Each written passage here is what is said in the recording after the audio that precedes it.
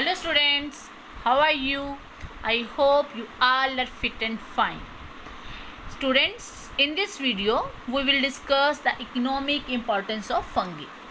But before discussing the economic importance of fungi, firstly we will discuss the general features of fungus.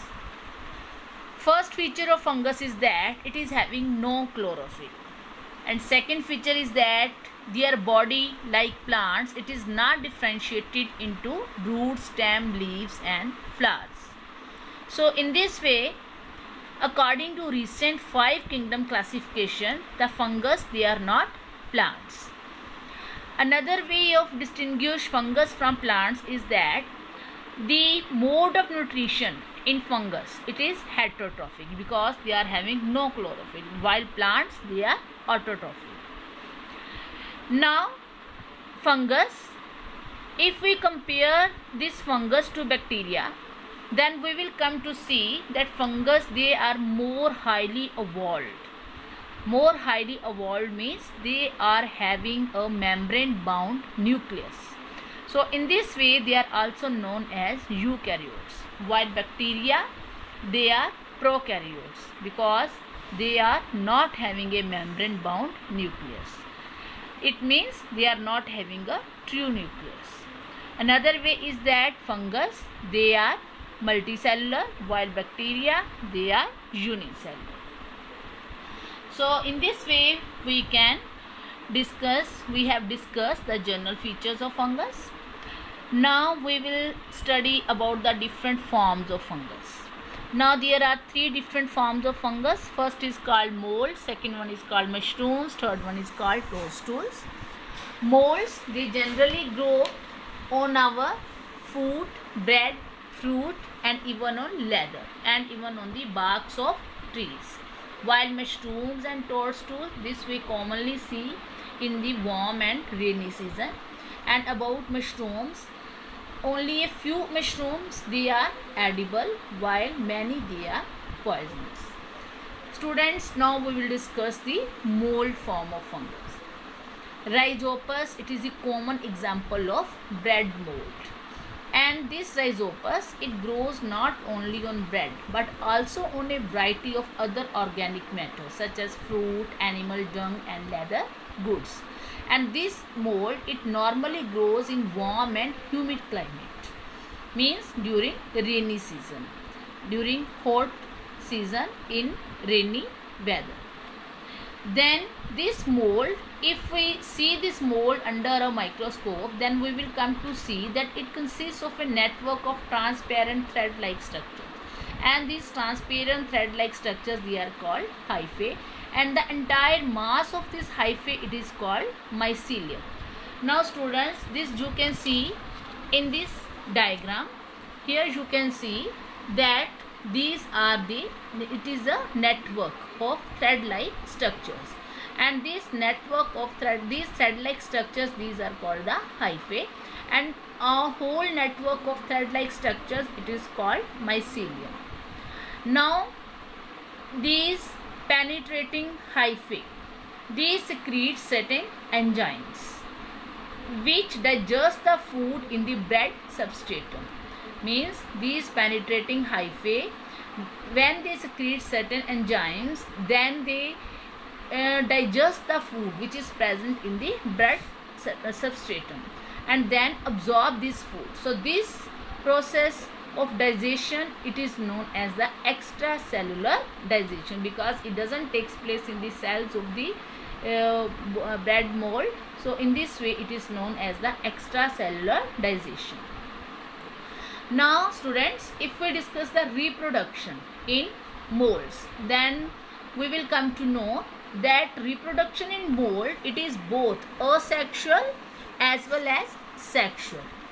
And this asexual reproduction, it starts within a few days of the growth of the mycelium. Means when this mycelium, they start growing on the bread mold, then some of these mycelium, they get straight, and when they get straight, then they are known as the sporangiophore.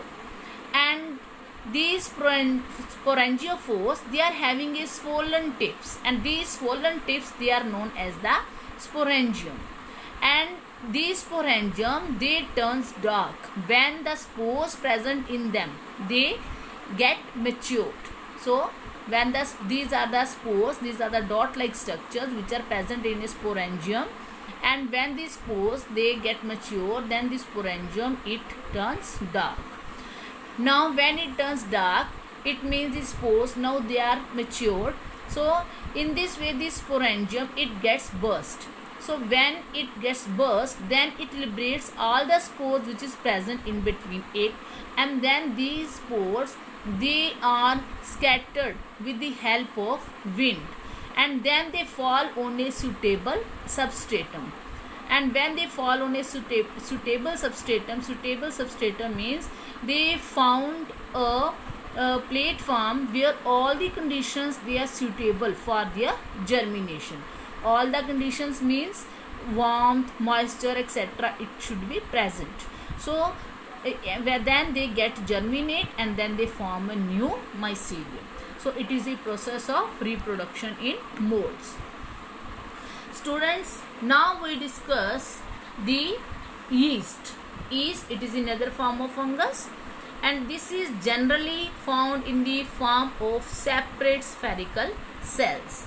Now if we discuss the structure of the yeast, here it is the structure of the yeast, then you will come to see that yeast it is generally ovoid in shape, and it is having a distinct cell wall, and it is having a nucleus. Then there are one or so many vacuoles in the cytoplasm. So it is about the structure of yeast. Now yeast it is found freely in the atmosphere, but normally it grows in the sugary substance, sugary solution, and in any plant exudation containing sugar. Plant exudation means any liquid solution which is coming out, which is oozing out from the cut surface of the plant body, and if this liquid solution, if this liquid it contains a sugary substance, then it means yeast it is present in it, and this yeast it can grow radially in that solution, and in this way it breaks down that solution. Here you can see here that in this process of respiration, that yeast it breaks down the glucose substances and then convert it in ethanol, and then 2 molecules of carbon dioxide and 2 molecules of ATP, and this process it totally occurs in the absence of oxygen. So it means this is the condition of anaerobic respiration. So it means yeast it respires anaerobically in the absence of oxygen. Now if we discuss about the nutrition of yeast, then you will come to know that yeast cell it can directly absorb simple sugar, but if cane sugar or sucrose it is present in place of sugar, simple glucose molecule, then this yeast it firstly breaks up this glucose molecule, and then it is converted into alcohol with the help of this anaerobic respiration. Now students, we will discuss the economic importance of yeast. Yeast it is of greatest importance to mankind as it is having a property of alcoholic fermentation. This property it is the alcoholic fermentation process. Now in this process of respiration you can see that alcohol it is produced, and this alcohol or ethanol which is produced it is of great commercial importance. When this alcohol it is produced for beverages, then the quality of alcohol it varies with the material fermented but also with the kind of yeast employed. Means quality of alcohol it depends upon two things. Firstly, the material which is to be fermented with the help of yeast. Secondly, the kind of yeast which we are using in the process of fermentation. So in this way we can prepare the superior quality of alcohol as well as some low quality alcohol in the factories. Now students, we will discuss the useful and harmful fungi. Now useful fungus means one of its species which is known as Penicillium notatum.